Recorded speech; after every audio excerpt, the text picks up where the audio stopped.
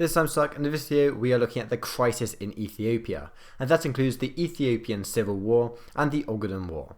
So first of all, let's look at the background to the problems in Ethiopia and the Ethiopian Civil War. As Haile Selassie was the emperor in Ethiopia, yet his administration had become politically unstable throughout the 1950s.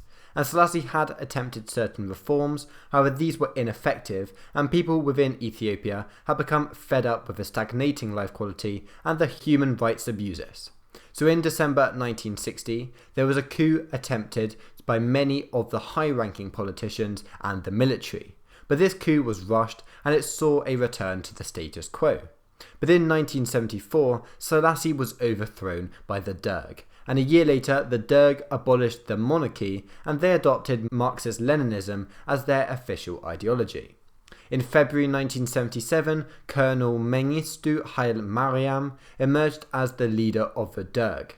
However, as the Derg hadn't fully consolidated their power, there was still opposition from rival groups. So this led to the Ethiopian Red Terror, and this was a period of consolidation where the government used executions, torture and imprisonment without trial to get rid of their opponents.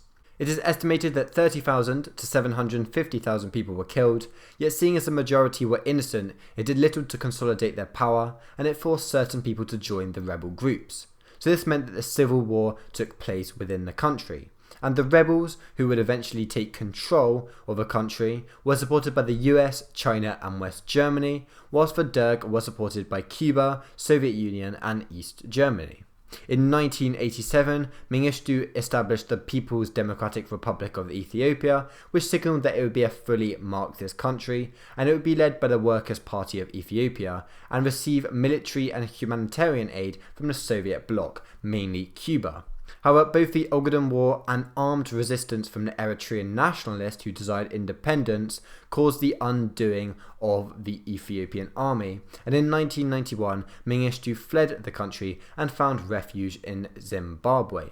So the new government, which was the Ethiopian People's Revolutionary Democratic Front, assumed power in May 1991 and received assistance from the United States.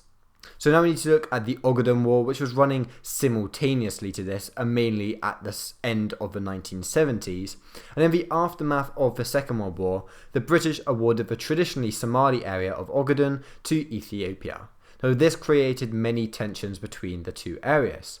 And whilst the Ethiopians had started to lose strength due to their civil war, the Somalians had been gradually increasing in strength under their leader Siad Barre. So this meant that they invaded Ogaden in July 1977.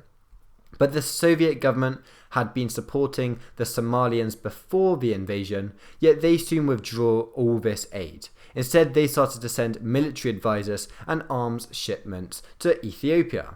So in November 1977, Castro also decided to send in troops.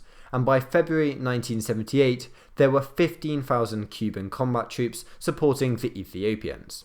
On the other hand, the US switched allegiance and they helped the Somalians. This would mean that they could use Somali military bases and exert influence on the country, and China also supported the Somalians. At the end though, in March 1978, the Somalians were forced to retreat and a truce was announced.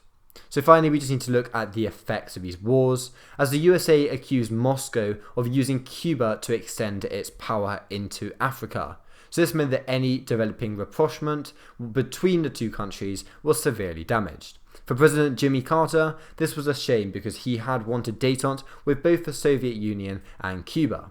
The Ethiopians were also forced to spend a lot of money on the campaign, and this was the Ogaden campaign, so this decreased their chances of winning their own civil war, which eventually caused their downfall. And Somalia was severely weakened by their military losses, and this led to increasing unrest towards the Siad Barre's regime, and it is one of the factors of the current civil war within Somalia. So thank you for watching this video, and see you soon. Bye.